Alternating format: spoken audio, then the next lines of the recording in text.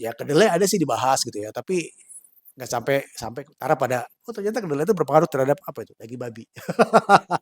Dan ini uniknya Cina guys, daging babi itu memang paling banyak itu dikonsumsi di China. Jadi 50% konsumsi daging babi dunia itu ada di Cina. Inilah kenapa dalam ini Xi Jinping juga melakukan cherry picking. Nggak akan berani. Bayangin kalau daging babi yang dikonsumsi oleh semua orang Cina hampir setiap hari harganya naik 20%. Teriak nggak orang Cina? Pasti teriak.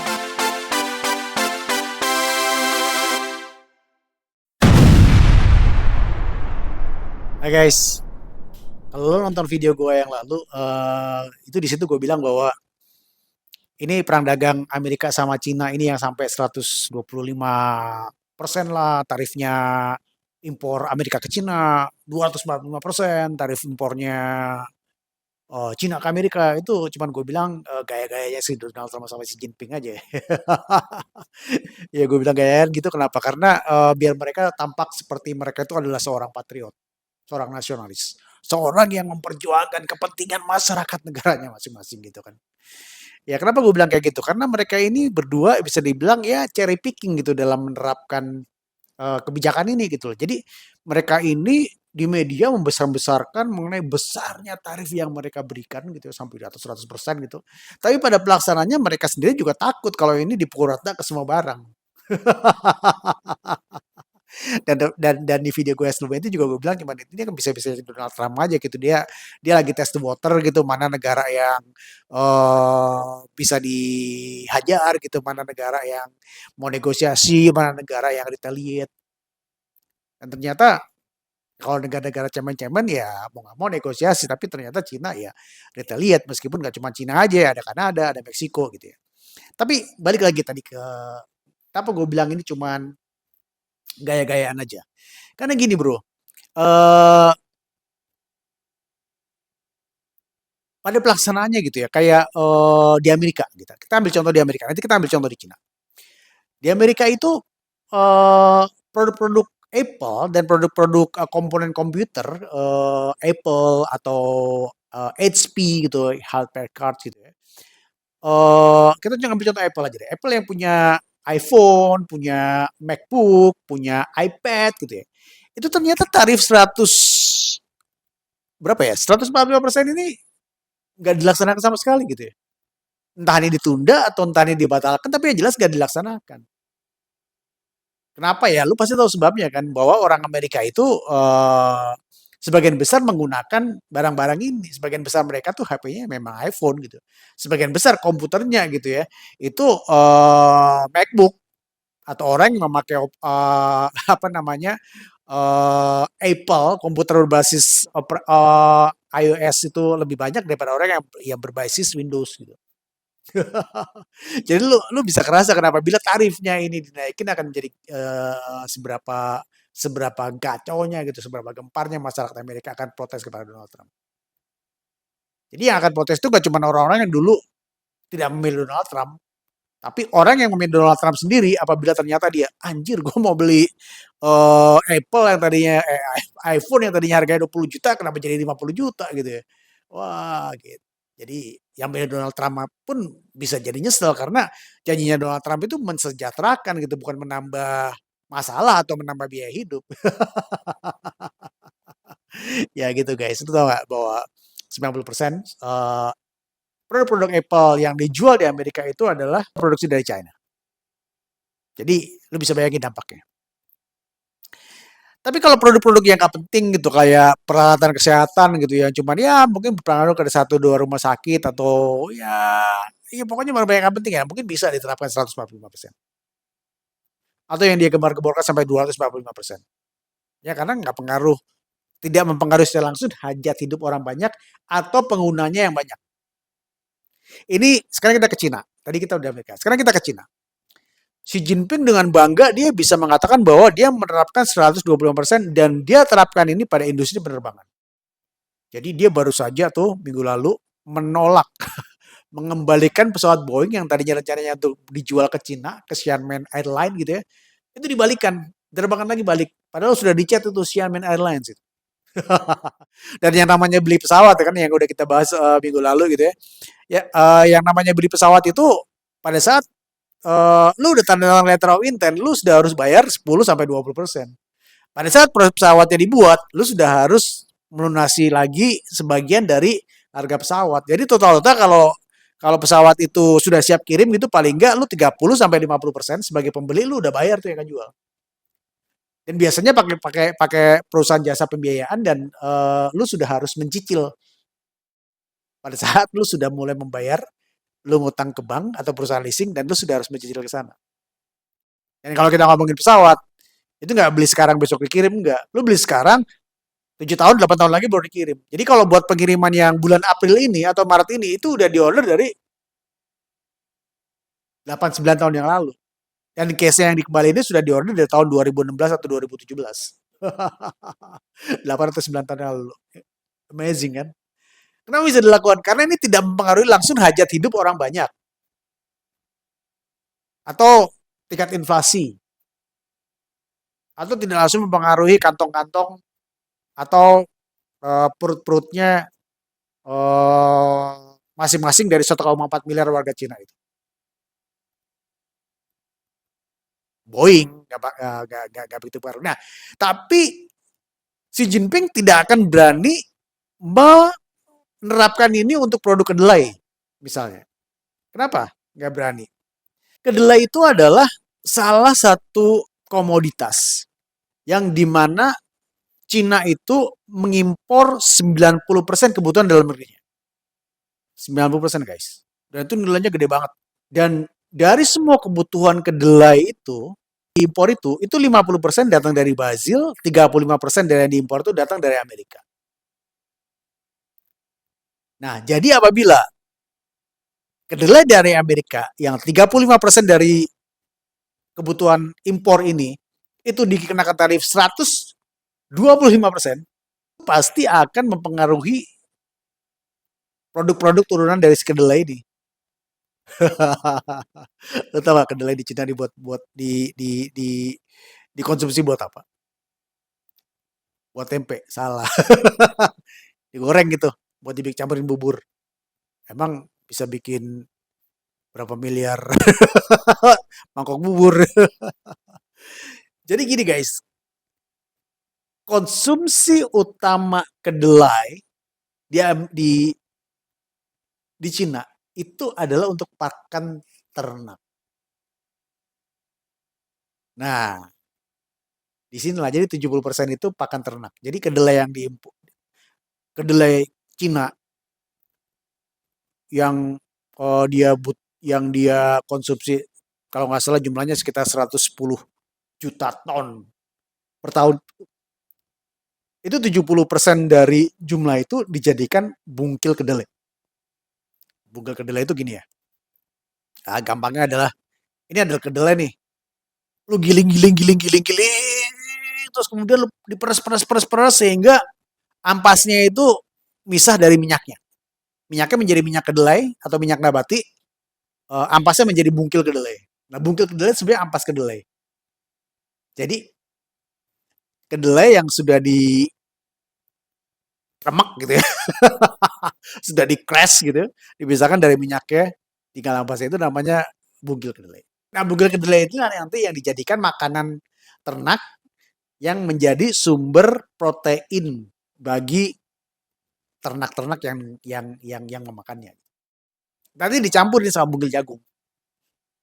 Nah, tapi dalam kasus jagung, Cina bisa dibilang sudah hampir swasembada lah. 95% kebutuhan jagung itu bisa dipenuhi dari dalam negeri. Nah, jadi bungkil jagung dicampur sama bungkil kedelai itu tadi ini menjadi makan ternak. Nah, di sini guys, kenapa si Jinping itu tidak mungkin atau tidak akan berani menerapkan tarif 140% buat kedelai. Kenapa? Karena dari total kebutuhan daging di Cina, total kebutuhan daging di Cina. By the way guys, orang Cina itu satu rumah tangga itu kira-kira dia makan 4 kilo daging seminggu. Banyak kan? 4 kilo daging seminggu deh. Gua kasih catatan di Indonesia ya. Di Indonesia tuh rata-rata tuh satu apa namanya, satu se tadi kita bilangnya apa ya, satu rumah tangga. Nah, di Indonesia itu satu rumah tangga itu cuman, konsumsi 35 kilo. Kalau di Cina itu 190 kilo hampir 200. Jadi mereka mengkonsumsi daging 6 kali lipat lebih banyak yang dikonsumsi daging orang-orang Indonesia. Ini kita ngomongin rata-rata ya, ngomongin rata-rata. Jadi bisa dibayangin bahwa sebegitu besarnya mereka mengkonsumsi daging di Cina. Ini kita kalau ngomongin Amerika lebih gede lagi guys. Maksudnya per rumah tangganya. Ini kita baru ngomongin per rumah tangga ya, karena rata-rata rumah tangga di Cina itu menurut BPS-nya Cina ya, karena dia punya BPS juga kayak kita punya BPS di sini, itu tuh 2,9 orang satu rumah tangga. Jadi kira-kira 3 orang lah, hampir 3 orang, nggak sampai 3 orang. Di Indonesia satu rumah tangga tuh rata-rata 3,6. Jadi hampir 1 orang lebih banyak per rumah tangga ya. Nah, di Cina itu 1 tahun itu makan daging kira-kira ya 200 kilo. Kalau di Indonesia kira-kira ya hampir 40 kilo. Jadi 5 kali lipat lebih banyak lah, bukan 6 kali lipat, 5 kali lipat lebih banyak. 5 kali lipat lebih banyak. Jadi kira-kira 1 minggu di Cina tuh satu rumah tangga itu kira-kira yang hampir 3 orang tadi itu makan 4 kilo daging. Kalau di Indonesia yang satu rumah tangga yang kira-kira 3,6 orang itu, ya hampir 4 orang lah, itu makan nggak sampai 1 kilo daging. Atau cuman kira-kira cuman 8 on, sekitar 8 on. Nah, dari 8 on ini juga kalau di Indonesia itu didominasi oleh daging ayam. Kalau di Cina ini dia, kita kalau ngomongin Cina nih. Dari kira-kira hampir 4 kilo itu, daging yang dimakan satu keluarga gitu di Cina yang terdiri dari hampir 3 orang itu 60%-nya daging babi, guys. Daging babi gitu ya. Dan dan dan lu tahu daging babi itu harganya memang setengahnya daging sapi ya. Jadi masih lebih mahal dari daging ayam, tapi masih setengahnya daging sapi. Jadi ya dengan kandungan gizi yang nggak jauh beda gitu ya. Cuman daging babi sedikit banyak lemak aja gitu. Tapi itu juga nggak begitu ya signifikan juga sih tergantung bagaimana. Tapi ya intinya adalah harganya jauh lebih murah. Anyway, kenapa Xi Jinping nggak berani menerapkan tarif ini ke kedelai? Karena kedelai itu 70% dari kedelai yang ada di Cina itu dibuat bungkil kedelai yang jadi makanan ternak dan ternak ternak di Cina itu adalah 60% nilainya itu adalah ternak babi. Ada satu analisa yang buat perhitungan bahwa eee, setiap 10% kenaikan harga kedelai Amerika yang diimpor ke Cina itu akan menaikkan sekitar hampir 2%. Jadi apabila tarif tiba-tiba jadi 125% gitu ya, itu sama aja naik 125% kan berarti kan. Karena sebelumnya tarifnya cuma 10% tadinya, di bulan Maret dipakai 10% oleh Cina. Ya tiba-tiba naik 110%. Jadi 110% kali 2% itu ya di atas 20%. Bayangin kalau daging babi yang dikonsumsi oleh semua orang Cina, hampir setiap hari harganya naik 20%. Teriak nggak orang Cina? Pasti teriak. Karena mereka hari-hari beli itu. Itu kayak gini aja, ibu-ibu ya, yang biasanya beli, apa sih yang dikonsumsi setiap hari? Ya misalkan beli, apa yang dikonsumsi setiap hari? Ya cabai gitu lah. Tadinya 1 kilo 60.000, tiba-tiba naik 20%, jadi 72.000. Rasa nggak? Rasa. Misalkan tadinya ibu-ibu beli telur 1 kilo harganya 20.000, tiba-tiba jadi 24.000. Ya rasa lah. Dan tentu saja ini nanti akan berpengaruh kepada hitungan inflasi satu negara itu. Karena level tingkat konsumsinya itu sangat tinggi. Inilah kenapa Cina dalam ini Xi Jinping juga melakukan cherry picking. Jadi dia nggak akan berani. Ini biasanya nggak pernah dibahas sama orang guys. Biasanya orang ngebahas Apple, ngebahas Boeing, ngebahas semiconductor, ngebahas komponen-komponen elektronik, ngebahas ya kedelai ada sih dibahas gitu ya, tapi nggak sampai sampai tara pada, oh ternyata kedelai itu berpengaruh terhadap apa itu, daging babi. Dan ini uniknya Cina guys, daging babi itu memang paling banyak itu dikonsumsi di China. Jadi 50% konsumsi daging babi dunia itu ada di Cina. Babi itu ya murah dengan kebutuhan gizi yang hampir mirip dengan daging sapi. Dengan rasa yang dalam tanda kutip ya, lebih nikmat daripada daging ayam. Itu menurut gue ya, kalau menurut lo beda ya, ya maaf ya, mungkin namanya juga selera gitu. Tapi this is the fact that is happening in China. Babi sendiri itu sudah sekitar 8.000 atau 9.000 tahun yang lalu lah. Sudah menjadi bagian dari budaya Cina. Budaya ya, gue bilang budaya. Karena gampang dipeliharanya. Memelihara babi itu gampang. Kalau bandingin daripada memelihara sapi ya, sapi itu lu butuh tempat yang luas, terus kemudian lu butuh makanan yang banyak dan sapi itu picky makanannya ya. Dia sapi itu masih makan rumput, makan dedak gitu loh. Pokoknya tumbuh-tumbuhan yang dia suka aja gitu loh. Nah, kalau babi segala macam dimakan gitu. Itu kalau ikan tuh kayak ikan lele gitu, segala macam dimakan gitu. Dan babi itu gini ya, dari setiap 3 kilo pakan atau apa yang dimakan babi itu akan menjadi 1 kilo daging babi. Beda dengan sapi. Untuk menjadi 1 kilo daging sapi itu dibutuhkan 6 sampai 10 kilo pakan gitu. Jadi kalau dia lu mau naikin sapi gitu ya. Kalau lu punya sapi, lu mau naikin sapi lu 1 kilo, lu mesti ngasih rumput 6 kilo buat sapi lu. Itu juga kalau rumputnya rumput bagus gitu, lu campur sama protein, lu campur sama vitamin gitu ya. Kalau enggak ya lu butuh 10 kilo rumput gitu loh. Lu bayangin tuh, lu ngarit sampai 10 kilo, itu 10 kilo rumput itu bisa satu gerobak gitu ya.